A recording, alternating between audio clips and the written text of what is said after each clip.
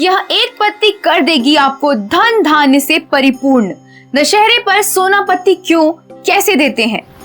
अक्सर आपने ये देखा होगा कि दशहरे के दिन एक दूसरे को सोना पत्ती यानी शमी की पत्तियां देते हैं, लेकिन कभी आपने गौर किया है कि आखिर ऐसा क्यों होता है? शमी की पत्तियां ही दशहरे पर क्यों दी जाती हैं और इसे देने से क्या फायदा होता है?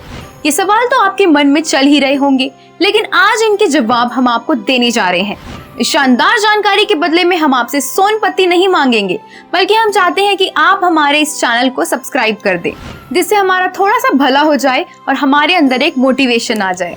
दशहरे के दिन शमी की पत्तियां देने का रहस्य छिपा हुआ है रामायण और महाभारत की कथाओं में। कहते हैं कि भगवान श्री राम ने रावण को मारने से पहले शमी के पेड़ की ही पूजा की थी। तब से दशहरे के दिन इसका खास महत्व माना जाने लगा। वहीं महाभारत काल में जब पांडव अज्ञातवास में थे, तो अर्जुन ने अपना गांडीव शमी के पेड़ में ही छिपाया था। यानी शमी का पेड़ महाभारत और रामायण काल से अपना विशेष स्थान रखता है। अब आप सोच रहे होंगे कि इसे सोन पत्ती क्यों कहते हैं, तो इसका जवाब हम आपको एक कथा के माध्यम से दे रहे हैं। इस कथा के अनुसार महर्षि वर्तंतु के एक शिष्य थे कौत्सु।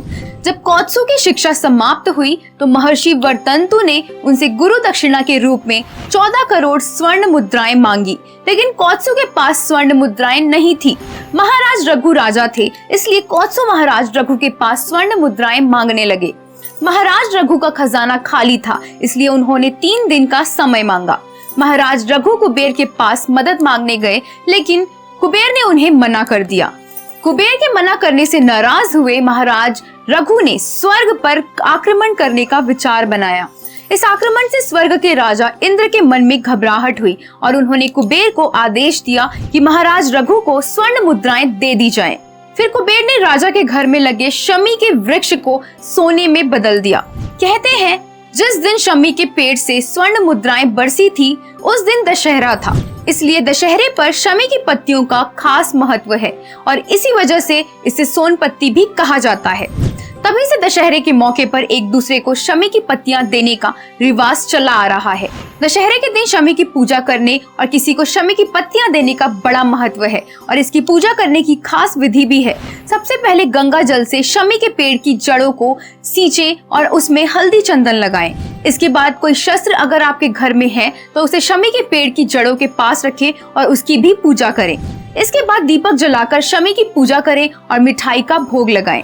फिर उसी शमी के पेड़ की पत्तियां तोड़कर अपने आसपास के लोगों में बांटें। कहते हैं कि जिस वर्ष शमी की पत्तियां अधिक हरी होती है, वो समय किसानों के लिए संकट का होता है और उस वर्ष फसल में कोई खास लाभ नहीं होता।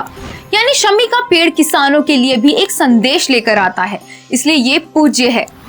इसके अलावा शमी के पेड़ और पत्तियों की पूजा करने से आपके घर में शनि का प्रकोप कम होता है, क्योंकि इसे भगवान शनि का साक्षात रूप भी माना जाता है।